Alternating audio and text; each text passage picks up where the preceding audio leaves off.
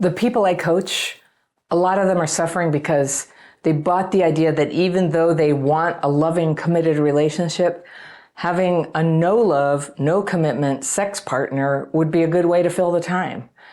And I was conditioned to believe this too. You know, maybe I should have a friends with benefit arrangement, and then magically the real guy for me will come along and I can ditch the first one and then hop over to the second one. But has that ever worked for you? No. Friends with benefits, they're not really friends, and you really got to ask yourself if there's a benefit. Because first of all, no healthy person is looking around the horizon and saying, you know what I need? I need someone who right now is using some other person for sexual recreation. That's not what they do.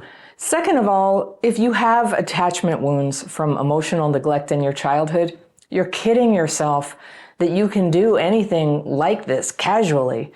My letter today is from a woman I'll call Maggie, and she writes, "Hi, Anna. I don't know how or where to begin, so I'll just jump right in. About a year ago, I started this sort of friends with benefits relationship with a coworker of mine. I've got my fairy pencil. I'm going to circle things that I want to come back to on a second reading, but let's just read through Maggie's letter and see what's going on." She says, "We were good acquaintances, and we clicked very well.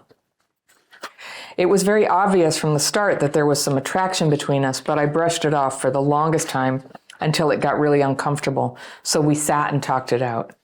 Sitting him down to talk was not easy. After weeks of acting all sorts of awkward around me, ignoring me at work, but texting me nonstop when we were back home, catching him staring at me, of course he'd break eye contact as soon as I looked in his direction, I decided I've had enough and that I needed to confront him. So I did.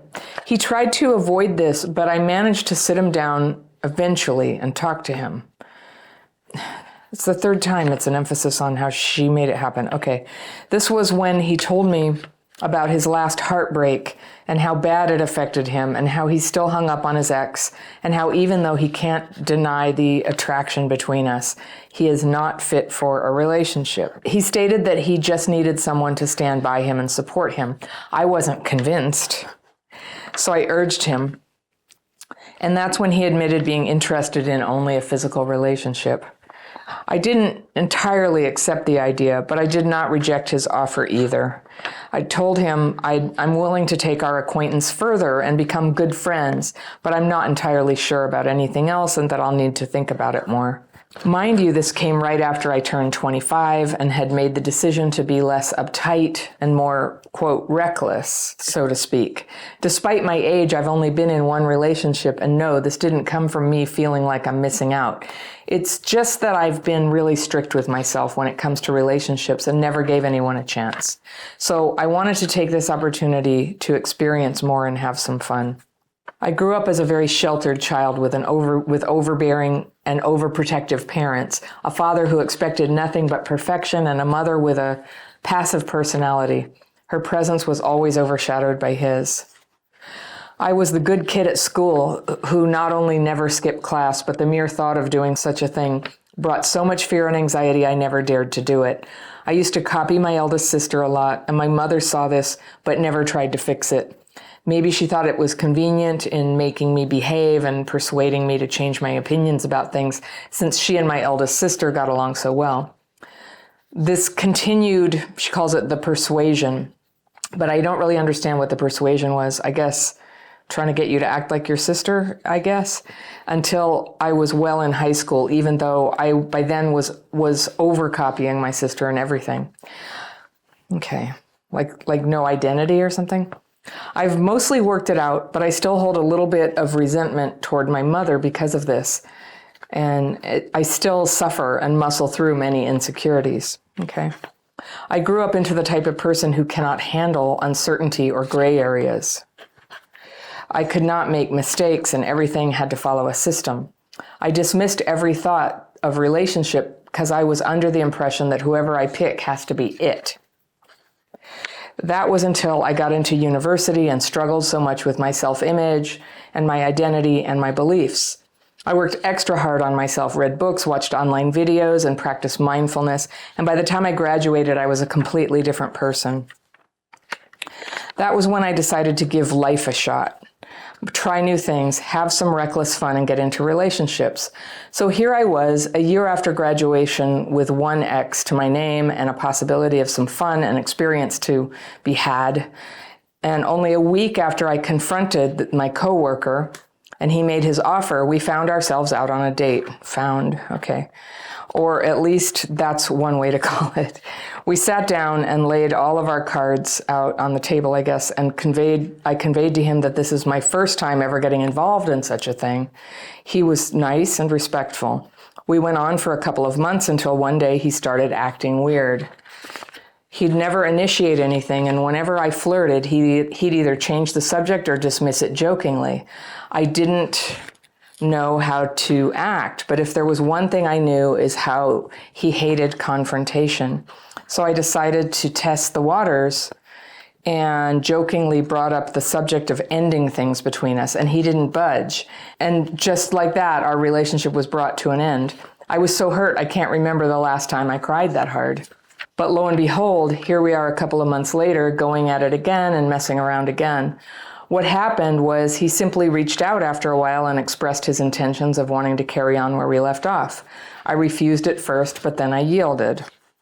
I made sure he understood how much I was hurt by his actions and that he can't do that again. He apologized, and we got involved again. Only he did the same thing again, and he went cold on me, but this time I wasn't surprised. I proceeded to act as if nothing had happened. And again, he was back, and again I refused to take him in, but eventually yielded like the clown I am. All this took place over about a year or so, though through which I was struggling with the hardest emotional battles I've ever been through. From feeling like the sexiest person ever to feeling like a slut, struggling with jealousy over mutual friends we had, and seeing how close he got to them, while with each time I took him in, we managed to only drift further apart. I was so hung up on him, I didn't want to lose him for some reason. But I've had enough. I decided that my attachment to him was unreasonable and that I should put a limit to this.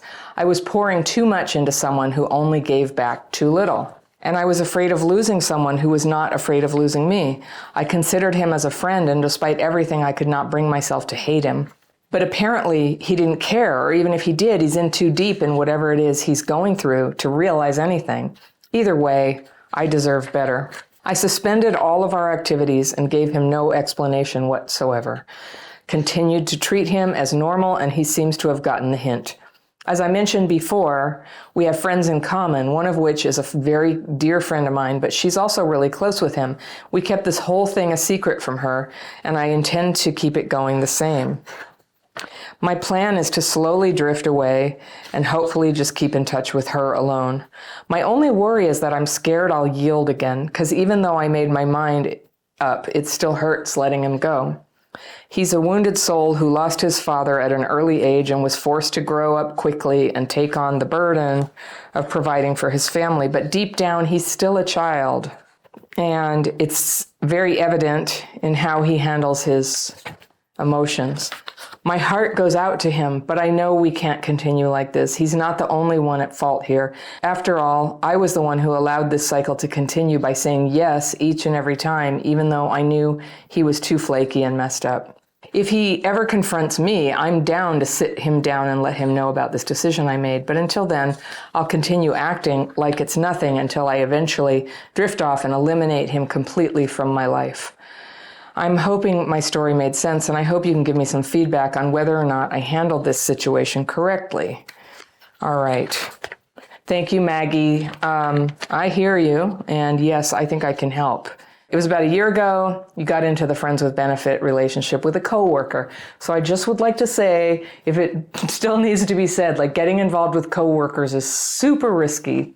And because getting attached to them, having a relationship with them that's secret from other people, like all of that starts bringing up so much dodgy stuff that can compromise your career. I just would say, if you can possibly help it, don't have relationships with coworkers unless you really think true love has come to town. And that would be, it's mutual, you've had a chance to talk about it, you're prepared to, it would be worth losing your job to perpetuate the relationship.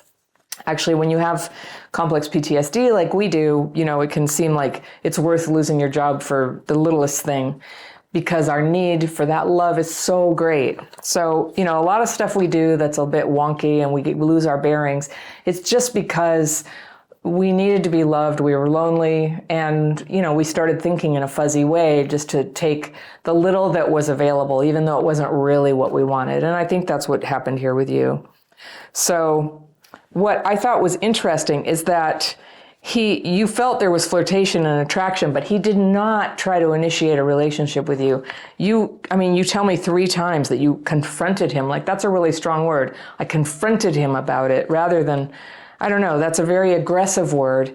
And so, it just sounds like you really sought out this relationship. You wanted it.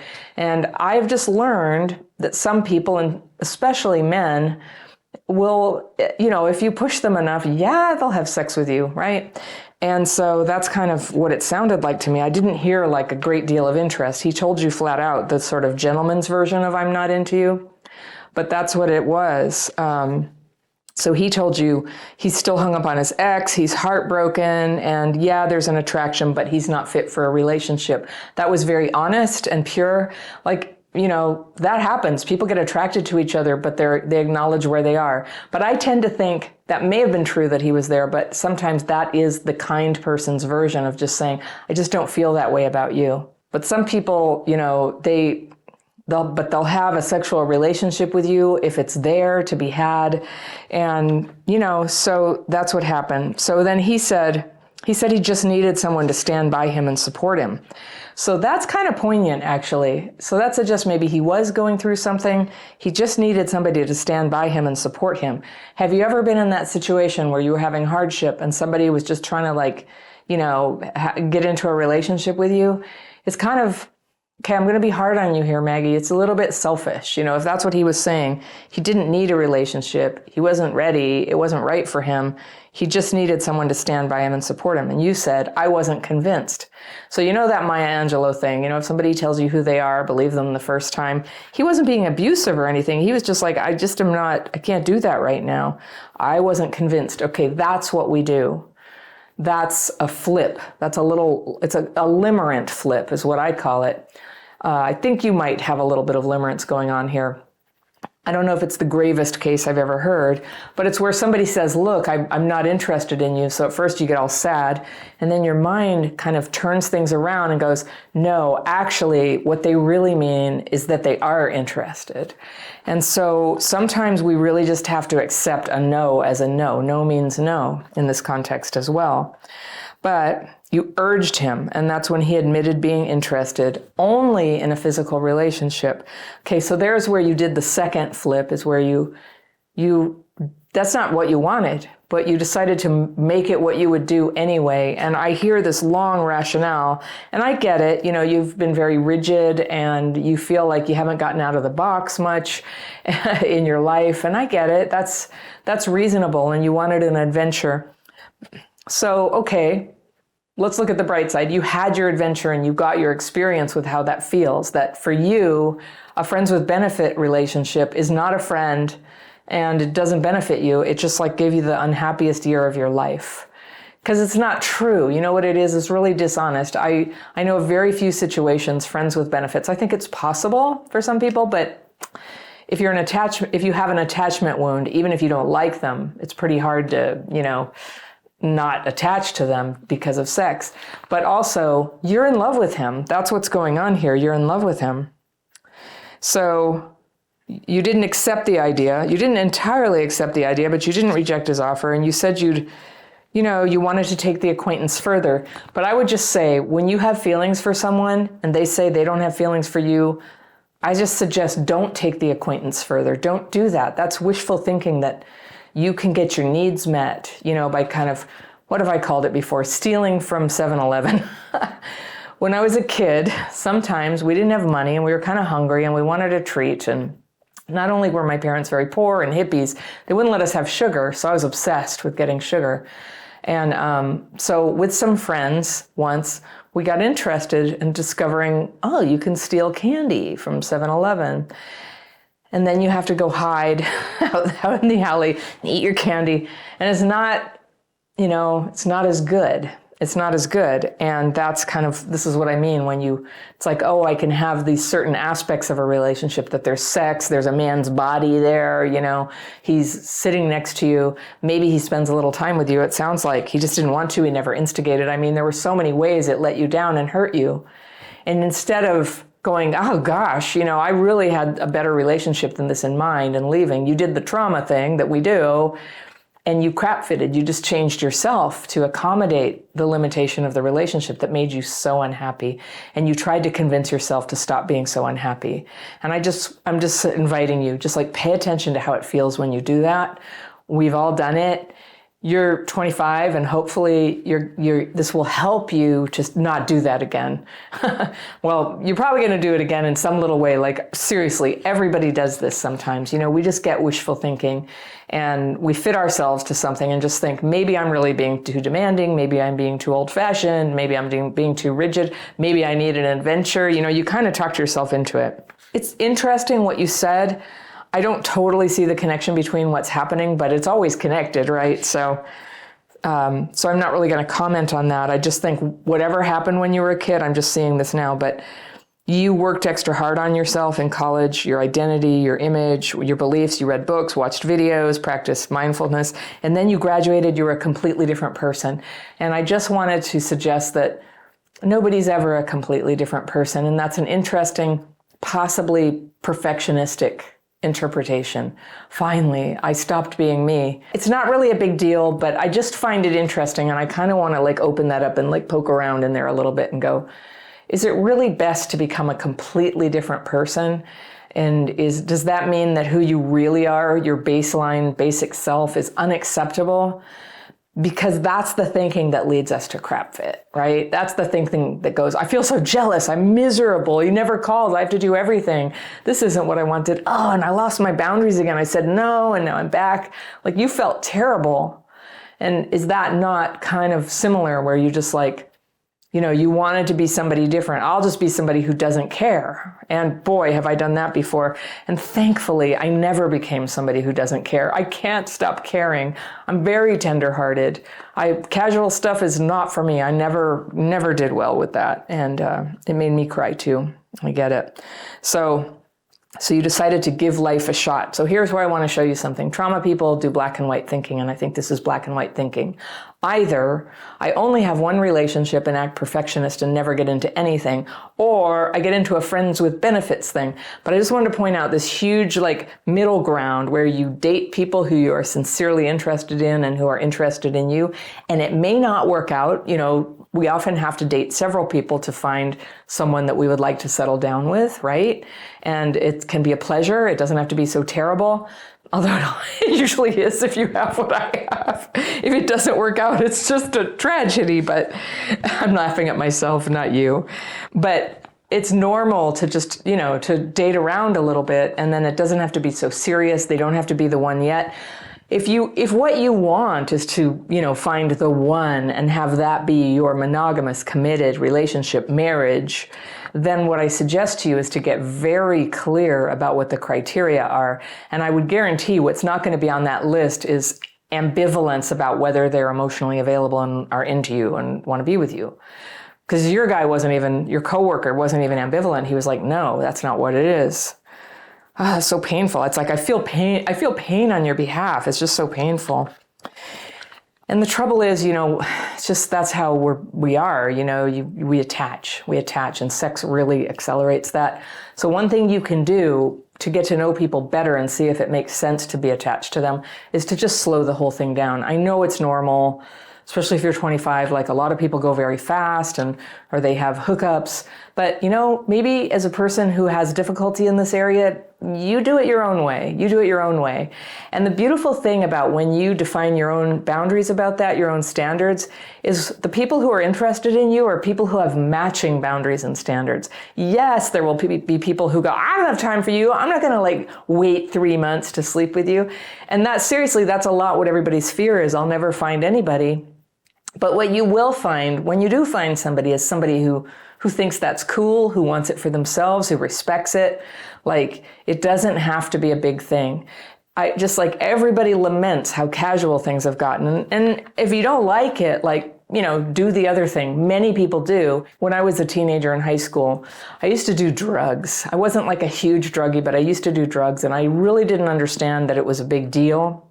I thought everybody did drugs. I did, because everybody I knew did drugs. And compared to them, I barely did any drugs. And then, you know, some stuff happened where some friends pulled away from me because they didn't like that I used drugs that were illegal. They didn't like that.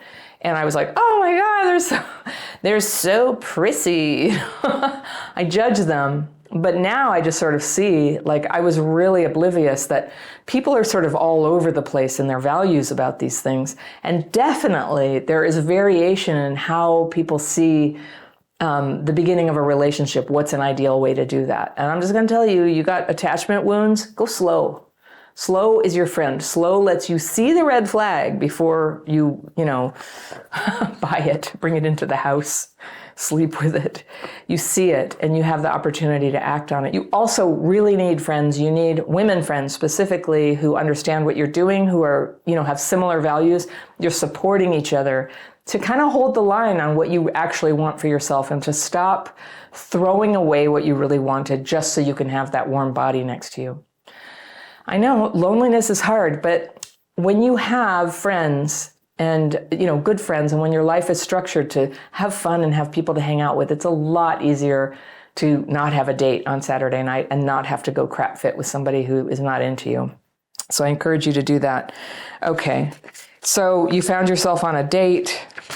He didn't think that's what it was. I hear that again and again. Like, if he's not asking you out on a date, if he's not saying it's a date, like, it's not a date. And so you had good perception there. And he hated confrontation. So what's interesting is you still thought about confronting him. And I just think, like, he's the one who was very consistent with what you guys agreed. You're the one whose expectations were actually different than what you agreed. And so part of you is kind of not seeing that, I think, because you're like, well, I didn't hate him, but why would you hate him? Like, he totally, he was who he said he was, and I don't hear that he was mean or anything, but how could you help? How could you help but have your natural expectations of what you really want in a relationship? And that's what we do. We kind of distort it. We're not getting it. They say, look, you're not going to get it from me. And then we go, but you owe it to me. And that's kind of how sex affects the brain. And I know people out there will go, no, it doesn't, and polyamory and all that, but I'm not really talking to all those people. I'm talking to you, Maggie, and I'm talking to all the people who do want that committed relationship and just keep finding they have something much less. And time is ticking, and you're lonely, and you want to get onto the part of your life where you have your person. You get to be together. It's great. It's really nice to have that. It took me forever to get it, but I just, I do find it really wonderful. So I wasn't wrong to want it. And I didn't get it until I really drew the line. I got very clear what I wanted, and I just completely cut out my involvement with men who were not that. If I wasn't interested, if I wasn't thinking they were a potential husband material, I just stopped being even friends with them, because there was just a way that I would get mushy boundaries and yeah. And then, when you're even friends, I'm not even talking about having sex, when you're just friends with people where one of you is attracted, it compromises your emotional availability. And healthy people detect that. So then, you get people who are like, there's no good guys out there. It's like, there are tons of good guys, but your vibe is not drawing them to you. The good people are looking for people who are pretty clear who they are and what they want. And they're not in situations that are demoralizing and horrible for them. So that's on us to clear up. We clear that up to become emotionally available. And we're not really available. We don't have something good to give until we can do that for ourselves. So it makes us untrustworthy too. The fact, when you say, look, it's really got to be this way, and then, okay, I don't care. Even though like you're sort of compromising towards the middle and like it feels like people should think you're nice for that, people think it's untrustworthy. You don't have boundaries. I don't think there's anything you could have done to make him interested in you, so don't worry that you did something wrong. You just got your experience trying to match what he wanted. And now you know this about yourself. So it's okay. It's okay. You call yourself a clown. You're not a clown. You're a woman. You're a woman, and attachment is tricky for you, and welcome to the club. It's okay. It all happened over a year, and it was like this very struggle a year. You hung up on him, and then you didn't want to lose him for some reason. And you didn't want to lose him because you were attached. And there is some kind of friendship there, but it's the kind of friendship that's incompatible with what's actually happening. And it's very sad. And I think we've all had to do this. I've had to do this. I sometimes say, it was like there's some metaphor of a coyote in a trap chewing off its arm to get out of the trap. For me to actually leave a friendship because it was toxic, and my feelings were so strong and they weren't reciprocated, it was like, I thought it would be so painful. But the funniest thing is, once you do it, and especially if you have really good people supporting you, who you respect, you just call them up and you're like, I did it. I told him, it's over. And then it's like this relief comes over you and your head comes up because you feel good about yourself again. Your integrity is just like, thank you. And everything's better again. And it's a huge leap forward. When you're in a relationship that can't work, you always think if this ends, I fell away. I fell out of Eden. I'm really lost and I'm not getting what I want. But you actually took a giant step forward towards the love you want. The first thing is to stop being entangled in a bad relationship. So good work. It's all messed up. You're out. And you do deserve better. And you deserve better from you. You deserve for you to honor what it is you really want. And if you're like most of us, you need to do a little work to clarify for yourself, is it what you want? My dating course, by the way, that's what we do. It's for clarification, to set yourself up to know, this is what I really want. This is unacceptable. This is who I won't date. And then you confront, since, you're like a go-get-em gal, you confront the reasons why it hasn't worked out in the past, and like you're doing now, which takes a lot of courage, but, it allows you to skip ahead and get to the part where things get good again. A lot of people, we know them, right, where they don't want to face what they're doing that's compromising them, that's holding them back. They don't want to face it, and guess what? They stay there. Don't be her. You go forward. All right. So this also, I wanted to remind you, if you are in a relationship that has to be kept secret from your close friends, it's toxic. That's not good.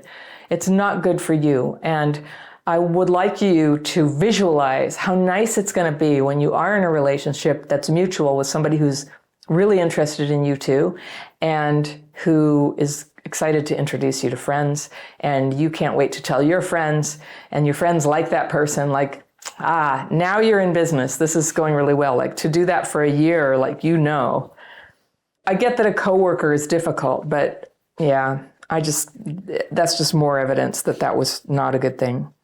Okay, I'm going to call you out on something here where you go, he's a wounded soul who lost his father at an early age. Okay, this is how we rationalize codependently that they're not really rejecting us. When they say they don't want a relationship, it's really just they're like a little boy who's sad, and then we have to mother them. Don't do that. Don't infantilize a man. Why would you want to be with somebody who's a little boy? By the way, he's not a little boy. That's a projection. Deep down, he's still a little child, you said, and it's evident in how he handles his emotions. And I think what you mean is, I don't know what you mean by that, but how he handles his emotions is not really your thing to pick apart, because he doesn't want a relationship. So, yeah, and there it is. He's not a little child. If you think a man is like a little child, don't date him. I can't recommend enough a grown-up for somebody to date. If what you want is to settle down, people who are childish, or immature, it won't work. It can't work. And this thing about he's a wounded soul who lost his father, forced him to grow up quickly and take on the burden of providing for his family. I get that you have empathy about that, but I can hear the rationalization of how could I leave him when all he wants is for this to be over? It's not logical. I'm just echoing back to you what you said. And you're right. I'm sure that he would be happy to sort of bounce in every once in a while when he's interested in sex, and then bounce out. But I know you don't want that. So I hope with you that you can keep a boundary on that. So you had said, you're worried you're going to say yes, and every time, even though you knew he was too flaky and messed up. So I didn't hear anything flaky and messed up. I actually heard him being completely consistent with what he promised, which was very little. And he was consistent with that.